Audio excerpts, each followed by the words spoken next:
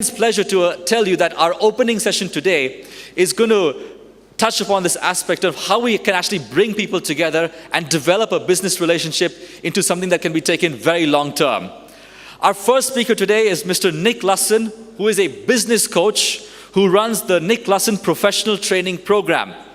And today Nick Lusson is going to share with us values and lessons that he has observed from some of the world's greatest businessmen and how we can implement these values and lessons to develop our own business relationships. So without any further ado, please help me welcome Mr. Nick Lusson onto the stage.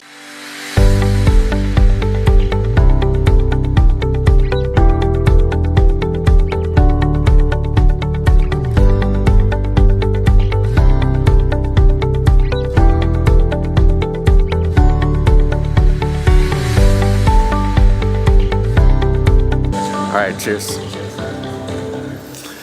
Hello, good morning, everyone. How are you guys doing? All right, so first of all, I'd like to thank IDE and Abhimanyu and Sunny for this great event. It looks really exciting. I wish I was here yesterday. So, my name is Nick Lusson, and I am a business coach based here in Nairobi, Kenya. I'm originally from the US, but I've been in Nairobi for the past 7 years. And I really like it here. It's a great economy, it's a great place. I don't know if any of you have been here before or spent any time, and I don't know what your perceptions are about it, but there's a lot of business to be done here, and it's a great environment. And actually, I've also started my own company here. So I've been doing business here in Kenya for the last 7 years, and I've found it to be a great place, despite what some of the international media might have you believe. So today, I'm going to be giving you guidelines to help you grow your building material business in sub-Saharan Africa. And this comes from years of experience, from doing business here, from living here, from communicating, networking, and experiencing all this has to offer. So, that is myself. The first step to doing business in sub-Saharan Africa or anywhere in the world is you need to know the market. Particularly in sub-Saharan Africa, the infrastructure deficit presents opportunity. And if you've been doing business in sub-Saharan Africa or elsewhere, you'll know that sometimes logistics is a challenge. Not all of the development is happening in the big urban centers like Nairobi or Mombasa, for example. There's a lot of developments going on in the rural areas in Western Kenya, for example, in Uganda, Tanzania, where logistics might be an issue. If you've been doing business throughout Europe or Asia or the Western world, that's something new that you'll have to adjust to. If you can find a solution to the logistics problems, if you can deliver on time, you're going to have an added advantage. There has been dramatic growth in sub-Saharan Africa, especially in the last decade, especially over the last 20 years. A lot of growth is going on here. So you guys are all very smart to be attending this event. You're very smart to be interested in doing business here because there is a lot of opportunities, a lot of development going on. Now, the tourism industry has been in decline. It's been suffering over the last few years. There are some tangible reasons for this, but a lot of it is just with the perception, especially the international tourism industry. There is a perception of danger or poor services or anything like that. And I can tell you from living here, it is just a perception. It's not entirely based in reality. So while this may be an obstacle, it may seem like an obstacle, in fact, I think it's an opportunity because there is a lot of great facilities here that are existing, a lot of great facilities that are coming up, and it's just this perception. When international communities, when they see this, when they experience it, they'll realize that this is a great place to visit, a great place to travel, and that's why there's a big opportunity over the next 5 years to bring back the tourism industry. And recently there has been a dramatic rise of the middle class. The economies are doing better all across, especially in Kenya. There is a lot more money, a lot more disposable income. That means that the local tourism industry has been growing while the international tourism industry has been declining. And like I said, that international tourism industry is ready to bounce back.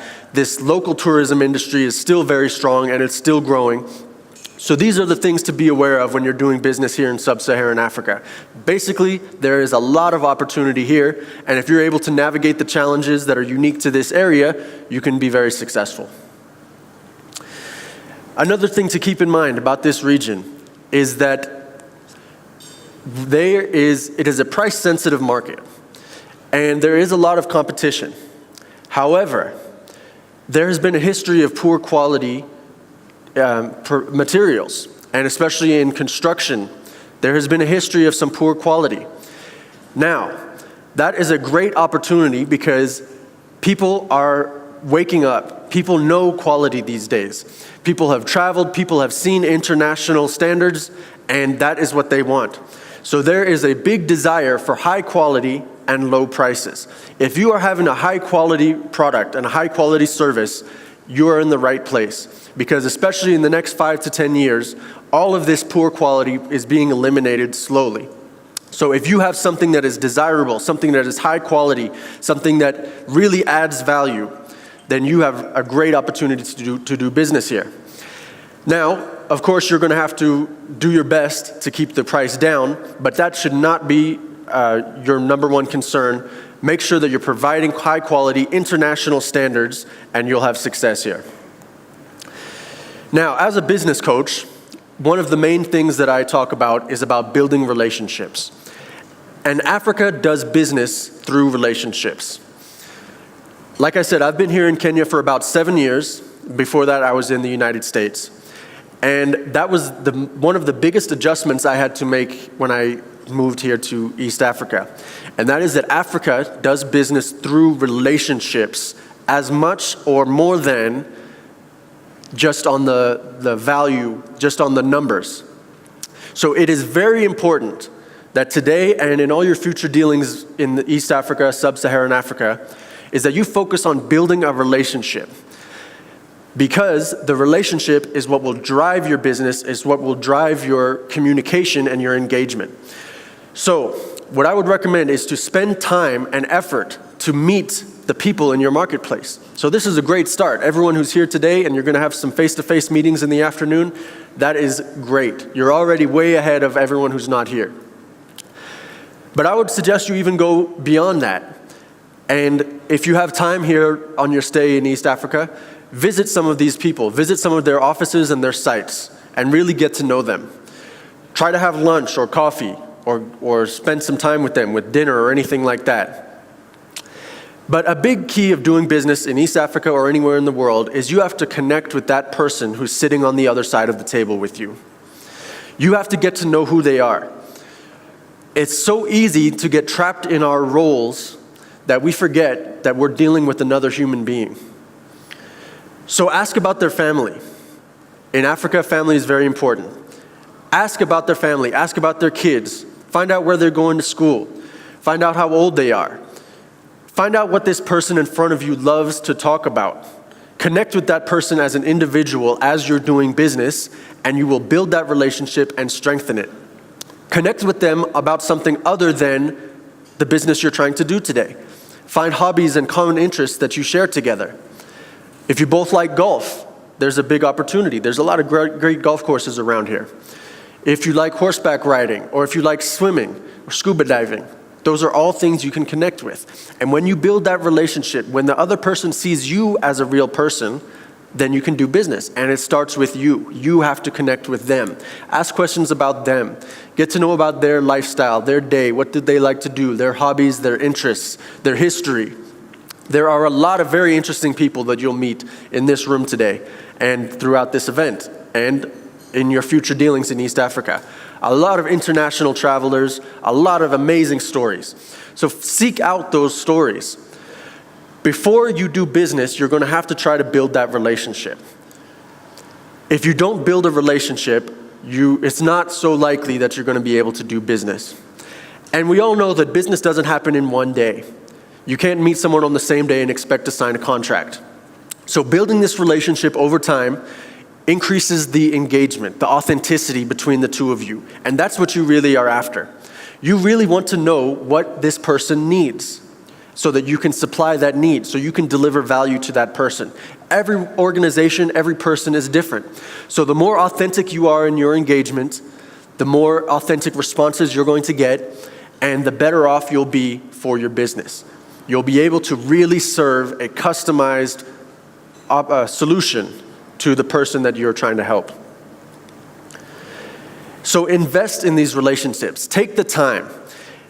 Make sure that you make contacts. Make sure you let them know when you're coming back to the region. Stay in touch. Meet up with these people. Try to give them a reason to remember you and a reason to answer your emails and your phone calls. If you are only a high-pressure sales person, you're not going to have a lot of success in this respect. People will soon realize that every time you're calling, every time you're emailing, every time you're speaking with them, you're just trying to get some money out of them. So take the time, relax, make a friend. Get to know these people, build the relationship. You'll get better answers, you'll get clearer problems that you can find solutions to, and it will be a much better engagement for you and for your business. And get beyond the business, like I said. Just get to know these people, connect with them, because even if you can't serve them today, you can probably serve them in the future, and you're going to need that. Even if they change organizations or anything goes on like that, the unpredictable scenarios that life always throws at us, connect with that person, make a friend, make a relationship. Strategic partnerships are very important also, because these will open doors for you that you would not have been able to open yourself. So work with the people and the partners in related industries. This event is a great networking opportunity. You can find people at each table who are not competitors and they're not customers, but they can open doors for you with introductions, with advice, with information, with history of the partners that they've worked with. So don't think that it's only about finding a customer, making the sale, pushing it through. You need to find these partnerships that are going to allow you to do business in the long term. Find people across industries. Don't just discount someone who is not your immediate customer today. Get to know these people. Just like I said, build the relationship all around you, 360 degrees. Not only straight in front of you, get to know the people next to you, across from you, aside from you. Share your networks and connections. Now this is very important. Don't always think that what you need is the most important part of the conversation. Offer what you can help. Offer your network and your connections. When I do coaching for networking, I always say a great question to ask is when you meet someone is say, hey, what is your number one problem in your business that I can solve for you? What is the one thing that I can do for you that would help you? And you'd be surprised what you hear. I mean, about 2 weeks ago, I met someone who needed an introduction to a CEO of a hospital. And so I made that introduction. And so it seems like in the future, this is going to be a good relationship between the three of us, and there may be business opportunities. But he was very grateful, and I know I've got a friend for life with him. If he's ever in the region, we can connect and have fun. And if he has anything to offer me, he's going to offer it. And it all starts with me offering. It starts with you finding out what you can do to help. If you can do anything, if you can make these connections, even an email introduction, a phone number, a business card, people will be very grateful. And in the long term, that is going to help your business thrive in new regions like Sub-Sahara. And build these bridges. Just get to know people, like I said before, build a relationship, connect authentically, because that's when people are honest. That's when people can tell you, you know, I was here the other day and that person lied to me. Or I was here 3 months ago and he told me he needs what you're offering. Maybe you can give him a phone call. Things like that. Just get to know, get comfortable with people, and you'll make these connections and you'll be a lot more successful. Another tip for doing business, for growing your building material business in Sub-Sahara is to stay abreast of the news. There is a lot of politics going on in the region, and the politics do have a big impact on the business activity and on the development. I don't know if anyone was aware of what was happening here last year. There was an election and then a re-election and a lot of political drama. So last year at the end of the year, a lot of the businesses slowed down and there was a lot of obstacles. and now we're back moving. But the point is, if you stay abreast of the news, you can be aware of things like this. And we all know how the difficult political situations can affect things like logistics, importing your goods and services. Developers, for example, they might take a few months off while things are unstable. So it's important for you guys, if you are committed to doing business in the region, to stay abreast of the news, to learn about what's going on, try to get some local perspectives so that you really know. Because a lot of times the international media miscommunicates or exaggerates or is just not completely accurate as what you would find on the ground. So if you guys are serious about doing business here in Sub-Sahara or in any other region, stay abreast of the news, try to find the local information, and you'll do a lot better. International investments are affected by this.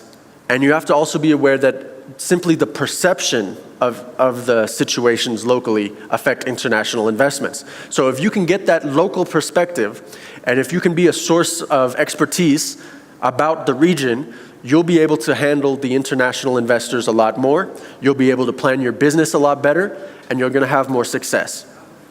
So for this topic, yeah, tenders. There's also always lots of government tenders around. So keep informed of these. If the best thing you can do is if you have a local presence who can relay this information to you. And if you can't do that exactly, do your best digitally on the internet to find these local sources of information. And keep in touch.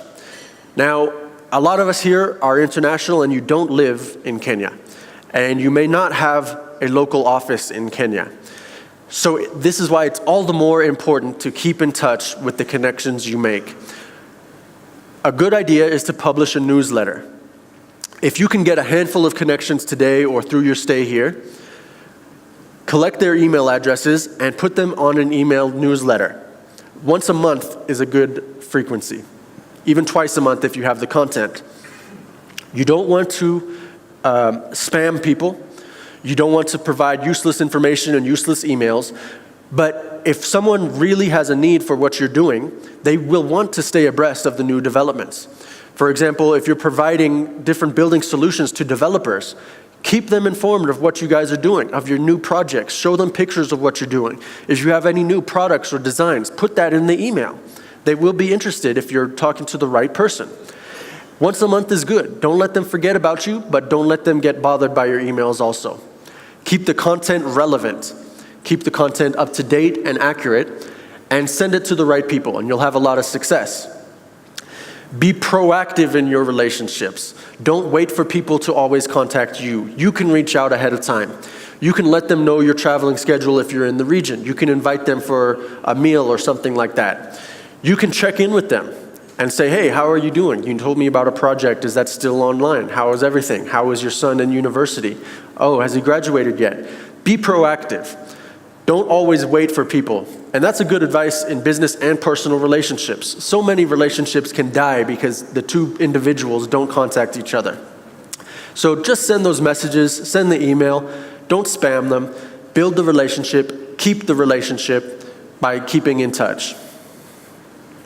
And we all know the old saying, if you're out of sight, you're out of mind. Now that can be scary for international business people because we won't be in sight all the time. But that's why you need to keep in touch, let them know what you're doing. Remind them who you are and what you offer. Show them the styles and designs. Show them the work that you've done. Let them know that you have special offers. Let them know that your special offers are a limited time only. Let them know about the many hundreds of or thousands of customers who have used your solution and have been happy. And don't let yourself get out of mind. Don't let yourself get out of sight. Stay relevant. Patience and persistence. Patience and persistence are two keys to doing business in Sub-Sahara, but also internationally around the world. If you are not patient, you are going to try to force your sales schedule onto someone else's development schedule or someone else's buying schedule. And that is not the way to do business. You need to be patient, but you need to be persistent. And especially if you're dealing with new customers who you have not done business with before. They say it can take 5 to 7 contacts to really crack a new corporate customer. So don't give up. Just because someone doesn't buy from you today, don't give up. Just because someone doesn't express a lot of interest today, don't give up. Just if you know you have a solution for what they need and what they're doing, if you know you're providing value, then be persistent. Now, don't be too aggressive. Like I said, you want to build a relationship and keep the relationship, but don't give up.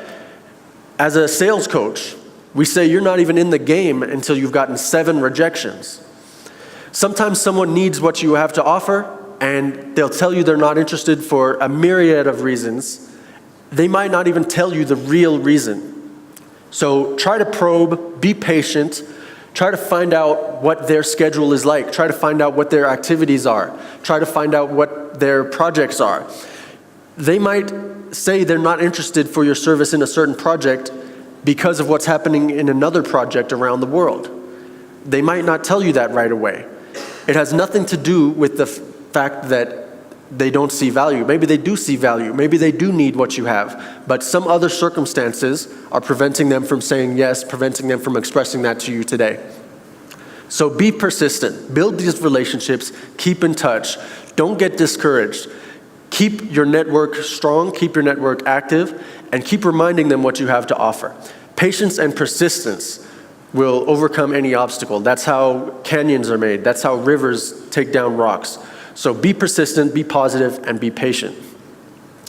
Quick deals are unpredictable. You might find a quick deal, someone who's looking for what you need urgently. That's okay. Be careful and take those deals, and that's fine. But they're unpredictable. That's not how you're going to build a sustainable business. So you have to be ready for a quick deal. You have to know your value, know your schedule, and know what your limits are, and know what you're able to provide. But stability is the successful strategy. Stability is what you're looking for, and that comes from your network, that comes from being patient and persistent. Consistency beats intensity. Be consistent with your marketing, be consistent with your message, deliver value consistently, and you're gonna have a lot of success. Now, I had to throw this slide in there. Be careful, because in East Africa and in Sub-Saharan Africa, there is a lot of shady business going on. You have to protect yourself. Beware of con men, people who may represent things to you that they don't actually represent, organizations and projects and things like that. Beware of bribes. Bribes are a reality living in East Africa and Sub-Saharan Africa. So you have to navigate that very carefully. It's just a reality. Beware of money up front. I'd never accept a deal if they are asking for money up front from me, and I suggest that you be very cautious about deals like that. The reality is there's a lot of tricksters, a lot of shady business going on. And beware the deals that sound too good to be true. Because like I said, there's a lot of bad intentions in the area. Now, I don't say that to overemphasize it or to scare anyone away. There's a lot of good business people, a lot of money to be made, a lot of good business going on. Just keep this in mind. If you're new to the region, beware the too good to be true, beware the money up front, be patient. Just be patient. You can take the time to investigate and find out if this person is worth doing business with, and probably the ones who are worth doing business with will let you know. So just take your time, don't rush into something and you might regret it. Be patient, get to know the person you're working with, meet them several times, research their organization, find other outside references and things like that, and you'll be fine. There's no reason to be scared, there's only reason to be careful. And a big way to grow your building material business in Sub-Saharan Africa is to be eco-friendly. There is a big push right now around the world, but Sub-Saharan Africa is really picking it up in the last few years, to be eco-friendly, to have environmentally friendly construction, especially if you're looking for international developers, international investments. If you can have that added value of being eco-friendly in your product, service, in the manufacturing process, those will actually go a long way. I know a lot of projects where the international investors require some sort of energy certification. If you have a product or service that is not directly environmentally active. At least try to show that your manufacturing process is clean as much as possible. Try to get any green certifications that you can. Advertise that in the region, in sub-Saharan region. That will go a long way. Let them know, let your market know that you are environmentally conscious, that you're not trying to pollute the environment, that perhaps you can save some of their carbon dioxide from entering the atmosphere. Also, if you're able to save them on energy consumption, that translates into money savings. So all of those things are really good. There's a big push for this in the region. So whatever you're doing, if you can try to find that angle, that environmentally friendly, partnerships also work well. You can partner with some environmental agencies, let them know that a percentage of your profits or your CSR goes for cleaning the environment. Those will give you a leg up when you're dealing with international developers and international investors. So, sustainable development, that is a big push right now, as I've been saying. And that is the end of my presentation. That is the guidelines to growing your business in East Africa. I hope you all learned something. I hope it was valuable to you. And I hope you take these lessons today and in your time here.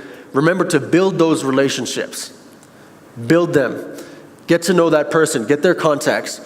Remember to get outside of the business discussion. Find out about them as a person. Remember, you're always dealing with another human person. It's another individual who woke up this morning just like you did, who probably has a family just like you have, who has all these desires and dreams and fears just like you do. Connect with that person. Get to know who they are. Find out a little bit about them.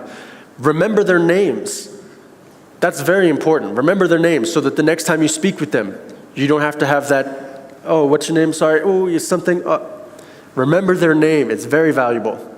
Connect with them. Be persistent and patient. Stay in touch with them. You don't have to close a deal the first time you meet them. Let them know what you offer. Know your value proposition. Help them find it. Be careful of who you're doing business with, and try to be environmentally friendly. Stay abreast of the news. Stay abreast of the local interactions. And this is a great place to do business. If this is your first time, I hope you guys come back and keep coming back. If you've been here before, welcome back.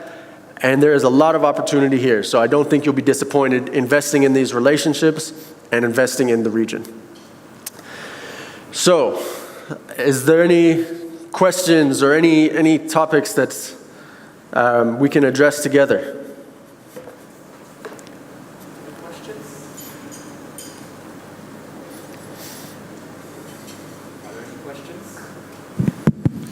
Are there any questions?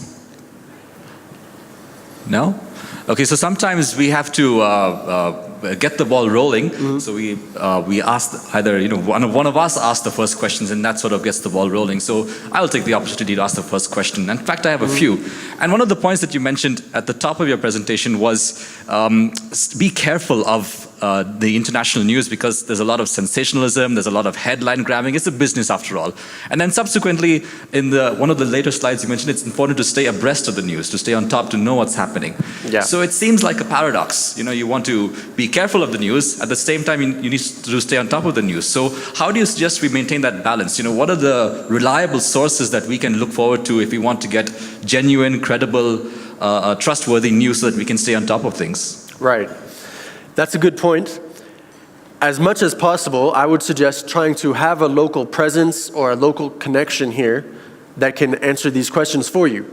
Because as I mentioned, the international news can sensationalize, exaggerate. It's not that they're trying to mislead or lie, but that's just the nature of the game. And so if you can have a local connection here, that's the best. Try to find these local organizations, tourism organizations or manufacturing organizations, things like that. You can find probably pretty accurate information here. And if you're able to connect with that person, so you're not stuck in your roles, that person can tell you the honest truth rather than what they think you want to hear. If you connect with someone in a tourism organization, they might give you only what's best for their organization. But if you can take the time, get to know that person, relax the situation, then maybe when an event happens, you can contact them and say, hey, tell me about this event. They can let you know exactly what's going on rather than stuck in these roles and they'll tell you only what they think you want to hear or what they're supposed to say. Do we have any more questions? Do we have time for one more question? One or two? No? In the middle here, I think he's in the middle here.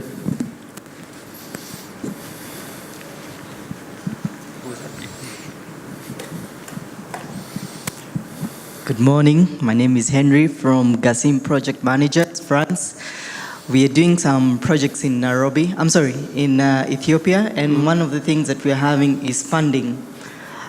In regards to organization of structures of different projects, we always find funding it creates a lot of headway, and you find many projects stalling. How do you address? How does the Hotelier Summit bring financiers and different players who can finance some of these projects? Mm-hmm. And also, it would be very helpful if we could get a portfolio of the projects that are upcoming in Nairobi or East African area, because sometimes we hear of projects and sometimes we know projects stall, or it would be good to get a list of projects. Mm-hmm.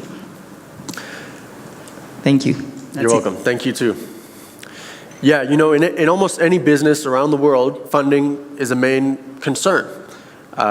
For any projects, developments, construction, funding can always be an issue. So, it's important to know that there's a lot of international funding going on in sub-Saharan Africa. So try to find out what the funders are interested in. There's a lot of funding for green projects, for example, like I mentioned. So if you want to attract their attention, you have to make your project about green energy or sustainable development. So consider adding solar panels or solar water heaters or anything you can do in your construction materials to reduce that impact. That's one way to help attract investors. But it's not always about green energy. So find potential investors around the world. Do your research. Find out what they're looking for. They might be looking for, job creation. They might be looking for sustainable buildings, things like that. So that's my advice, is really try to tailor what you're doing to what the investors are looking for. And a lot of times it's just about how you present it. Because a lot of the building materials might be eco-friendly and you're not making that clear. And you're not attracting the environmental investment because you haven't put that as a headline. So just think about what the investors are looking for, think about what you're doing, and how you can match that up. That's my best advice. I'll leave it to Sunny if he can provide any lists of any investments or anything like that. But also be proactive. Let people know, because this region has a ton of development and there's a ton of investors who aren't aware of this region as far as the business potential and the return on investment.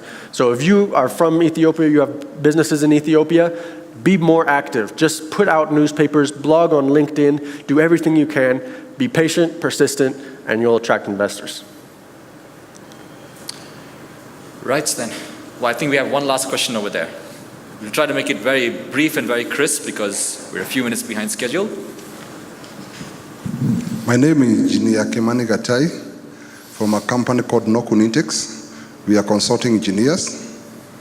We have done some various hotels, including where we are, and others which are coming.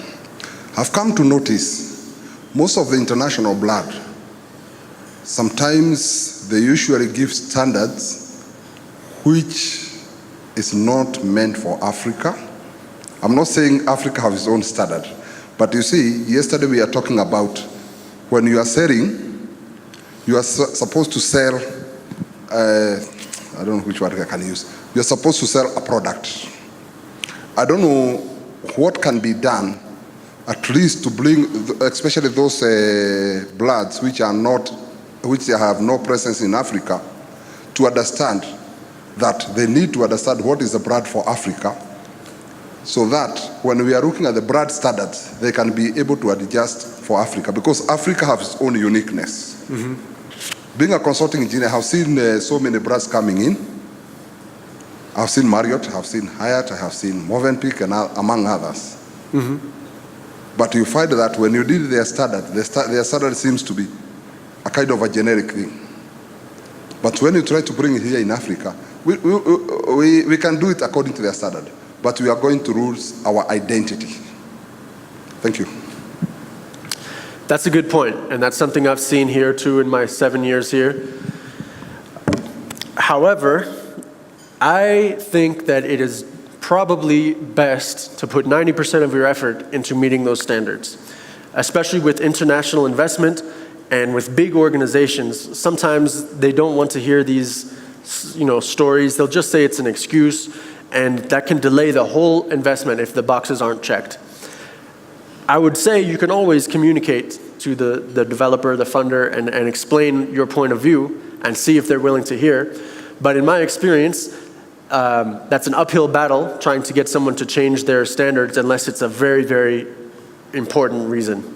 As far as changing the identity, that's something you should communicate, because when people come to Africa, as much as they want European or Western standards, they do want African identity and African authenticity.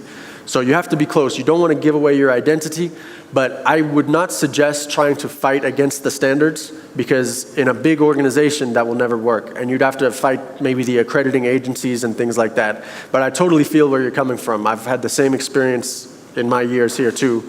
And yeah, my honest advice is don't waste a lot of time trying to fight those standards. You can communicate your point of view, but in the end, probably for an international donor, international developer, international investor, they're going to want to see those boxes are checked. Right. Thank you very much. Thank you very much, Nick, for sharing your experience with us, the insights that you've gained over the last 7 years. In order to, as a token of our appreciation, to thank you for spending your time with us, we'd like to hand over a memento to you.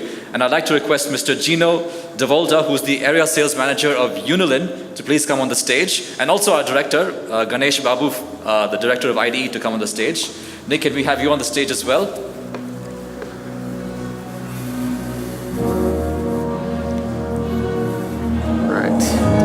So we have a small memento for you, which our guest will hand over to you.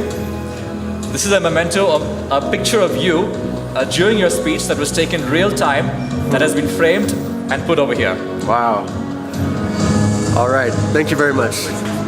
Thank you very much. Thank you.